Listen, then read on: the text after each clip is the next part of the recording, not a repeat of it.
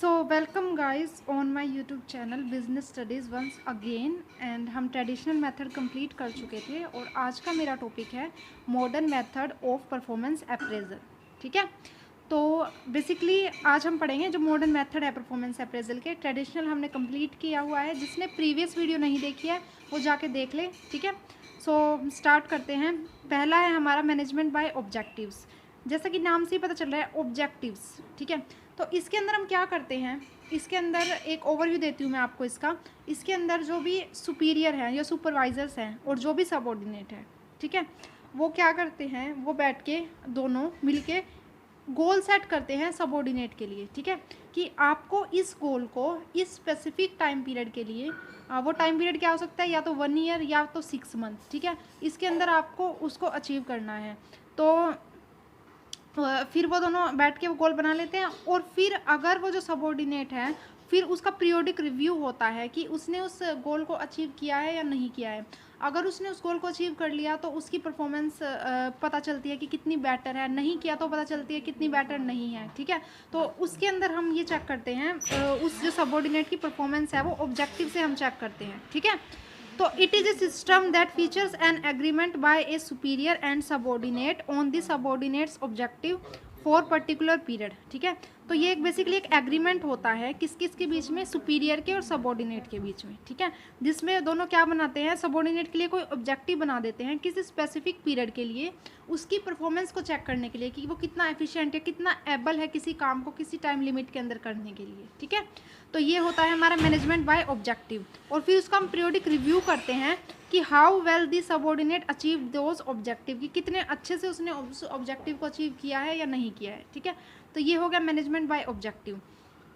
अब बेसिकली इसके कुछ एक बार देख लीजिए दोबारा से definition. It is a system that features an agreement by a superior and subordinate on the subordinate's objective for particular period and a periodic review of how well the subordinate achieve these objective। ठीक है, so next it includes the following steps. तो इसमें कुछ steps include होते हैं। तो सबसे पहले क्या करेंगे, आप खुद भी लिख सकते हैं इसको।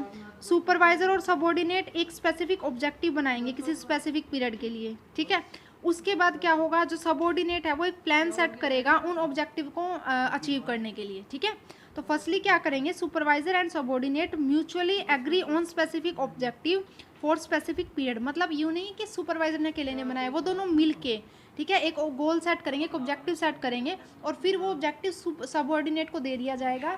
उस ऑब्जेक्टिव को कंप्लीट करने के लिए एक टाइम पीरियड दिया जाएगा, 1 ईयर या 6 मंथ। ठीक है, तो इसमें पहले ये होता है। उसके बाद फिर क्या होगा आप जानते ही, उसके बाद एक प्लान बनाएगा, कौन, सबऑर्डिनेट बनाएगा उस एक्शन को मीट करने के लिए। ठीक है, उस ऑब्जेक्टिव को मीट करने के लिए जो भी नेसेसरी एक्शन है उनको वो एक वेल प्लान तरीके से अरेंज करेगा। उसके बाद क्या होगा, during this specific period the subordinate periodically reviews toward objective. उसके बाद उस जो पीरियड कंप्लीट हो जाएगा ना, जब उसका 1 ईयर का 6 मंथ का जो भी से टाइम पीरियड मिला है ऑब्जेक्टिव को कंप्लीट करने के लिए, फिर जो सबऑर्डिनेट है उसको रिव्यू करेगा। ठीक है, कि उसने कितना ऑब्जेक्टिव, या सुपरवाइजर रिव्यू करेगा कि उसने कितना अचीव किया है या नहीं किया है। नेक्स्ट होगा, if further action plan is developed based on outcome of appraisal. और फिर से एक एक्शन प्लान बनाया जाएगा उस अप्रेजल के बेस पे। ठीक है, तो ये हो गए हमारे फॉलोइंग स्टेप। पहले क्या होगा, वो दोनों म्यूचुअली एक ऑब्जेक्टिव बनाएंगे। उसके बाद सबऑर्डिनेट एक्शन प्लान बनाएगा उस ऑब्जेक्टिव को अचीव करने के लिए।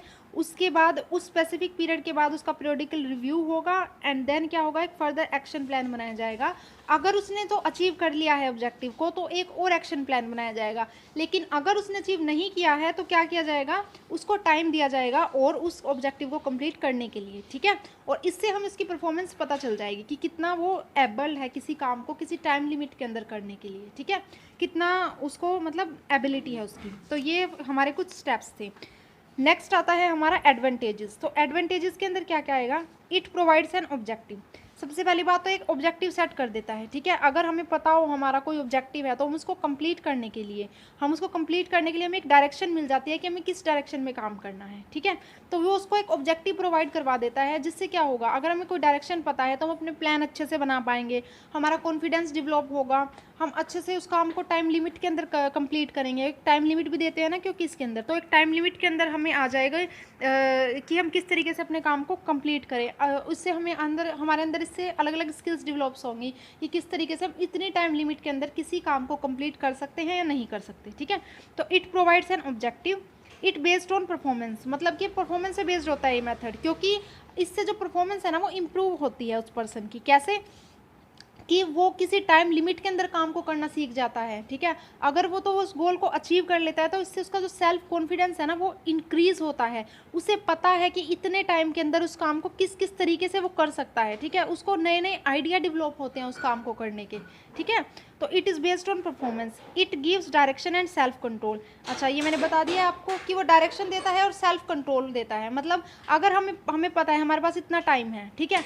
अब देखो जैसे फॉर एग्जांपल हमारे एग्जाम्स होते हैं तो हमें पता चल जाता है 15 मंथ पहले, 15 डेज़ पहले से हम पढ़ना स्टार्ट करते हैं। तो मान लो तो हमें पता है ना कि हम इस टाइम लिमिट के अंदर काम को कंप्लीट करना है, तो हम उसकी शॉर्ट ट्रिक्स ढूंढते हैं, यूट्यूब पे वीडियोस देखते हैं, फटाफट नोट्स बनाते हैं छोटे छोटे, ठीक है। तो हम उस काम को बहुत जल्दी में करना सीख जाते हैं, ठीक है, कि कैसे हम अच्छे से करें। वैसे ऐसे करना नहीं चाहिए, स्टार्टिंग से ही आपको पढ़ना चाहिए, लेकिन फिर भी हम ऐसा करते हैं ना, कुछ जो ग्रेजुएशन में तो ऑलमोस्ट ऐसा ही करते हैं कि हम 15 या 20 डेज़ पहले या 1 मंथ पहले पढ़ना स्टार्ट करते हैं और फिर हम एग्ज़ाम दे के आते हैं। तो इसके अंदर हम क्या करते हैं, हमें पता चल जाता है कि यही टाइम लिमिट है, यही 15 डेज़ है, हमें इसके अंदर इसको कंप्लीट करना है। फिर हमारे ऊपर हमारा खुद का कंट्रोल होता चला जाता है कि किस तरीके से हम इसको करेंगे, ठीक है। और हमारे नए नए आइडियाज़ भी डेवलप होते हैं, ठीक है।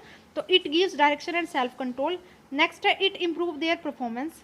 ये तो एक मतलब बात रियली बात है कि वो हमारी परफॉर्मेंस को इंक्रीज़ करता है, कि हमें पता लगता है कि इस टाइम लिमिट के अंदर किसी काम को कैसे करेंगे, ठीक है। तो इससे हमारी परफॉर्मेंस और भी बेटर होती है। हम कम टाइम के अंदर किसी गोल को अचीव कर लेते हैं तो हमें और भी अच्छा, और भी कॉन्फिडेंस हमारा इंक्रीज़ होता है, ठीक है। तो इससे हमारी जो परफॉर्मेंस है वो इम्प्रूव होती है। नेक्स्ट है it build their self confidence, उनके जो सेल्फ कॉन्फिडेंस को इम्प्रूव करता है। नेक्स्ट है it enhances superior subordinate relationship. अच्छा, अब दोनों मिलके कोई ऑब्जेक्टिव, कोई गोल सेट करते हैं, ठीक है। तो दोनों बातचीत करते हैं तो उनकी अंडरस्टैंडिंग लेवल, उनकी कम्युनिकेशन लेवल और भी अच्छा होता है, ठीक है। उनके बीच में जो फैमिलियरिटी है वो और भी ज़्यादा बढ़ती है, ठीक है। वो एक दूसरे से ज़्यादा फैमिलियर होते हैं। तो इससे क्या होगा, उनके बीच के जो भी रिलेशनशिप है वो और भी क्या होगा, अच्छे होंगे दोनों के बीच में, सुपीरियर और सबऑर्डिनेट के बीच में।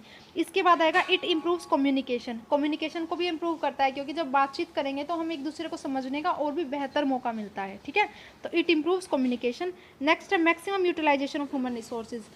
क्योंकि हम टाइम लिमिट दे देते हैं कि इसी के अंदर काम को कंप्लीट करना है, तो इससे क्या होगा, हम उसका मैक्सिमम यूटिलाइजेशन कर सकेंगे ह्यूमन रिसोर्सेज का, ठीक है, क्योंकि वो उस टाइम लिमिट के अंदर काम करना सीख जाएगा। तो ये इसकी एडवांटेजेस थी। क्या है, it provides an objective, it is based on performance, it gives direction and self control, it improve their performance, it build their self confidence, it enhances superior subordinate relationship, it improves communication, maximum utilisation of human resources. तो ये थी इसकी advantages.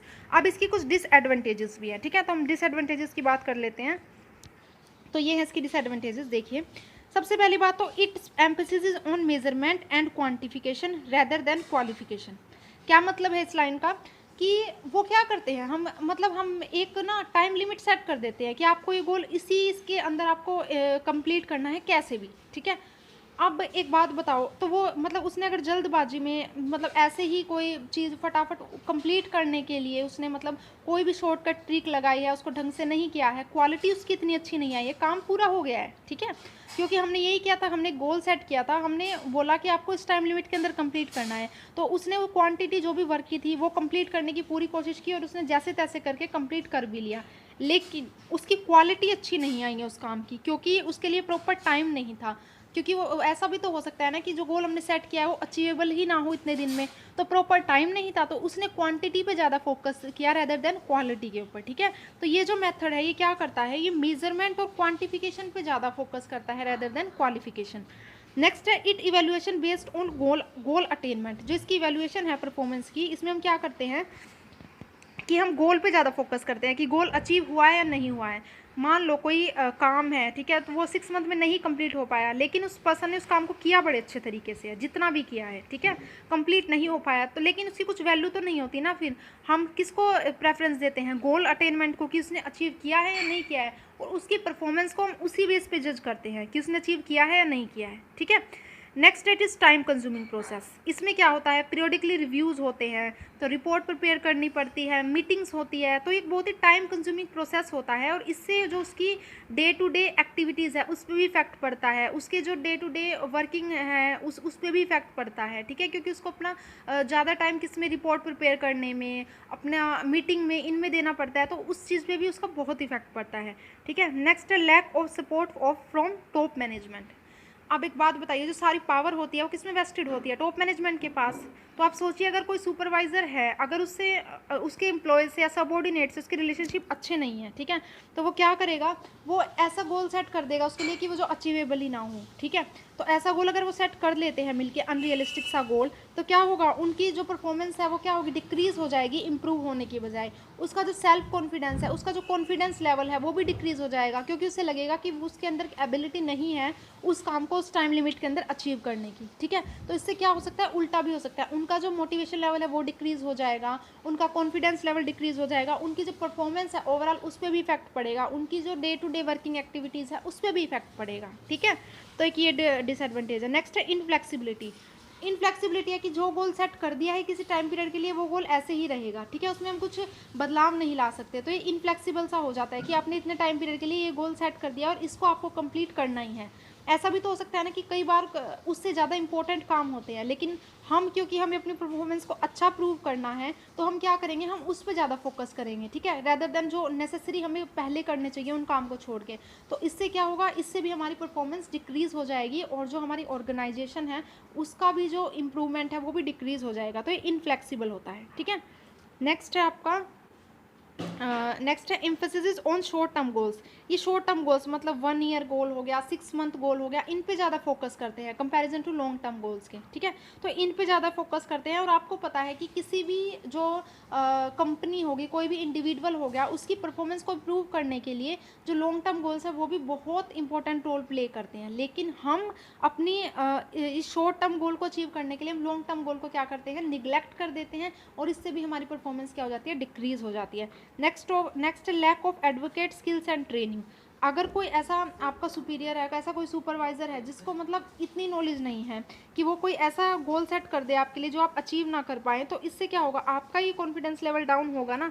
तो इसके लिए आपको चाहिए कि जो मैनेजर है उसको बहुत अच्छी ट्रेनिंग होनी चाहिए उसके पास। लेकिन अगर ऐसा नहीं है तो इससे आपकी परफॉर्मेंस भी क्या हो सकती है, बहुत ख़राब हो सकती है, आपका कॉन्फिडेंस लेवल डाउन हो सकता है।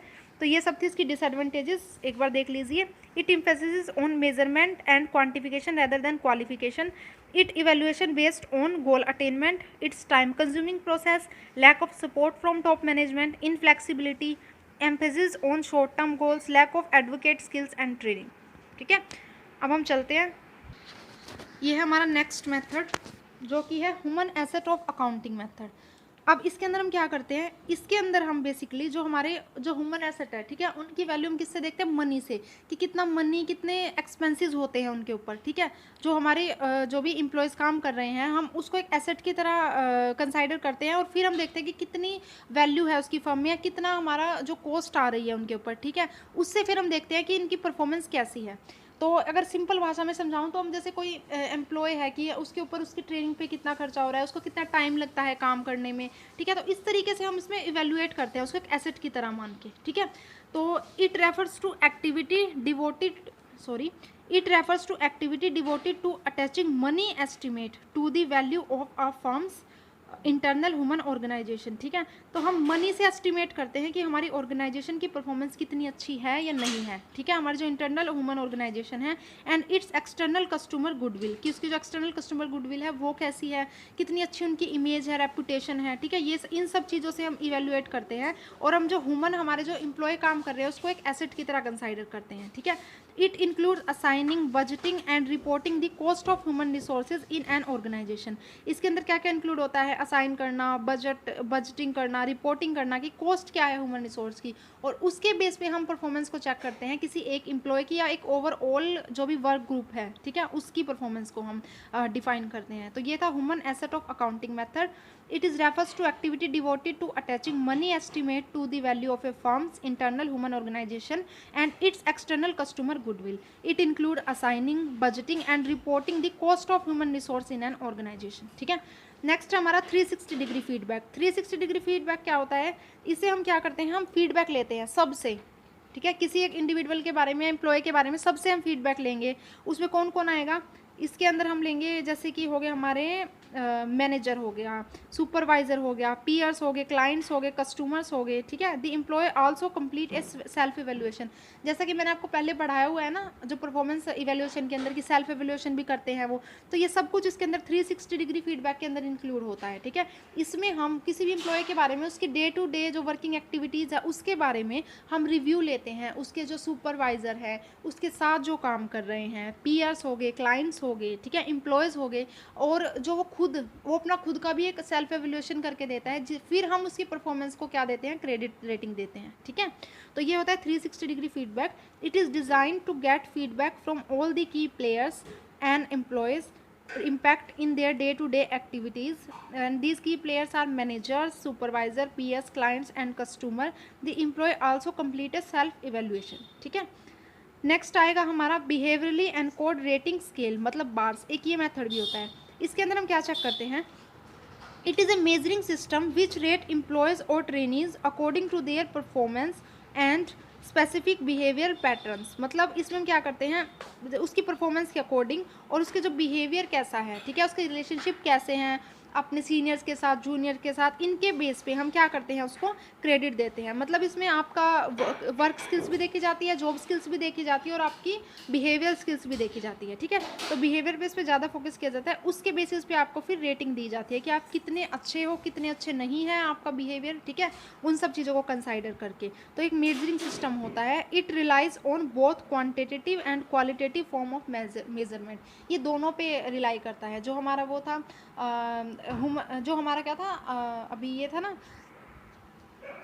जो हमारा मैनेजमेंट बाय ऑब्जेक्टिव था, वो किस पे कर रहा था, ओनली वो क्वांटिटिव एक्सपेक्ट पे वो रिलाई कर रहा था। लेकिन इसमें क्या होता है, quantitative and qualitative form of management, दोनों पे मेजरमेंट, दोनों पे हम रिलाई करते हैं कि उसके अंदर क्वालिटीज़ भी देखी जाती है और क्वांटिटी, मतलब उसकी जो जॉब वो कितने टाइम पीरियड में कंप्लीट कर रहा है, कैसा उसका मतलब करने का तरीका है, ये सब चीज़ें इसके अंदर देखी जाती है। तो ये होता है बार सिस्टम, ठीक है। It is a measuring system which rate employees और trainee according to their performance और specific behaviour pattern. It relies on both quantitative and qualitative form of measurement. Next है साइकोलॉजिकल अप्रेजल, ठीक है। तो साइकोलॉजिकल आपको पता ही चला है, साइकोलॉजी से देखते हैं हम उसकी। इसके अंदर हम क्या करते हैं, it evaluate how the employee might perform in the future rather than assessing how they have performed in the past. इसके अंदर हम क्या इवेल्युएट करते हैं, इसके अंदर हम देखते हैं कि वो फ्यूचर में कैसा वो करेगा, फ्यूचर में कैसा परफॉर्म करेगा, रेदर देन कि उसने पास्ट में कैसा किया। उसके बेसिस पे हम इसमें एनालाइज नहीं करते, इसमें हम करते हैं उसकी जो फ्यूचर परफॉर्मेंस है कि वो फ्यूचर में कैसा करेगा, ठीक है। ये होगी साइकोलॉजिकल अप्रेजल। नेक्स्ट और लास्ट है असेसमेंट सेंटर। इसके अंदर क्या करते हैं, it focused on both job skills and social interaction skills, ठीक है। तो ये दोनों पे रिलाई करता है, जॉब स्किल्स पे भी और सोशल इंटरेक्शन पे भी। कि इसकी पहली बात तो जॉब देखते हैं कि अपने जॉब में कितना एफिशिएंट है, कितने अच्छे से वो अपने काम को कंप्लीट करता है। एंड सेकंड देखते हैं हम उसका सोशल इंटरेक्शन कैसा है, ठीक है, उसके कस्टमर के साथ कैसा इंटरेक्शन है, किस तरीके के रिलेशनशिप है, ये सब चीज़ें हम देखते हैं असेसमेंट सेंटर के अंदर। असेसमेंट में पहले ही बता चुकी हूँ आपको कैसे देते हैं हम, ठीक है, उसकी परफॉर्मेंस को ओवरऑल चेक करते हैं। तो ये हो गया असेसमेंट सेंटर। तो ये थे हमारे आज का कंप्लीट टॉपिक, जो था हमारा ट्रेडिशनल मेथड ऑफ जो था हमारे modern method of performance appraisal, ठीक है। तो ट्रेडिशनल भी हो चुके हैं, मॉडर्न भी हो चुके हैं।